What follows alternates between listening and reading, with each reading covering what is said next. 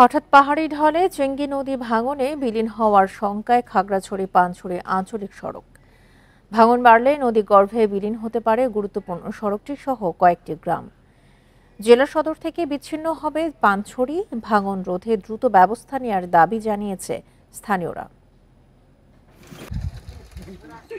Changi নদীর তীরে খাগড়াছড়ি-পানছড়ি সড়কের দৃশ্য এটি। সম্প্রতি পাহাড়ি ঢলে নদী ভাঙনে খাগড়াছড়ি-পানছড়ি সড়কের বড় অংশ নদীতে বিলীন হয়ে গেছে। ভাঙনের কারণে জেলা সদরের 2 ইউনিয়ন ও পানছড়ি উপজেলার যোগাযোগ বিচ্ছিন্নের শঙ্কা দেখা দিয়েছে। নদীগর্ভে বিলীন হওয়ার শঙ্কায় গাছবান উত্তর হেডম্যানপাড়া গ্রাম। এতে বাস্তুচ্যুত হওয়ার ঝুঁকিতে রয়েছে শতাধিক পরিবার। যদি দ্রুত মেরামত করা না হয়, এই রাস্তাটা এক সময় দেখা যাচ্ছে যে নদীগর্ভে বিলীন হয়ে যাবে। রাস্তাটা অনেক ভেঙে চলে যাচ্ছে, এখন রাস্তা নাই আর গাড়ি চলাচল।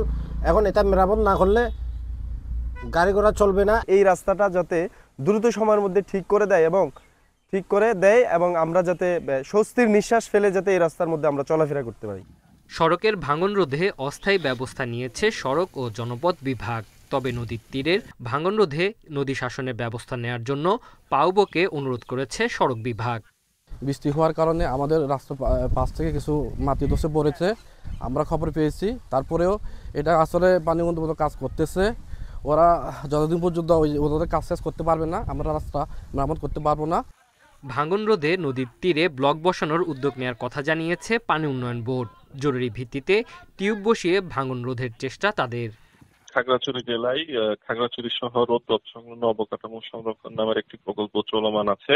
ওই প্রকল্পের অধীনে গিরিফুলের যে রাস্তার পাশে ভাঙ্গন, ওটা অন্তর্ভুক্ত আছে এবং ওই ভাঙ্গন প্রতিরক্ষায় ইতিমধ্যে সিসি ব্লক ঢালাই সম্পন্ন হয়েছে এবং চলমান প্রকল্পের মেয়াদ জুন 2025 পর্যন্ত রয়েছে। ইনশাআল্লাহ অতি দ্রুত রাস্তার ধারটা প্রোটেক্টেড হয়ে যাবে। নদী ভাঙন থেকে সড়ক ও গ্রাম রক্ষায় স্থায়ী ব্যবস্থা নেওয়ার দাবি গ্রামবাসীর। Independent news.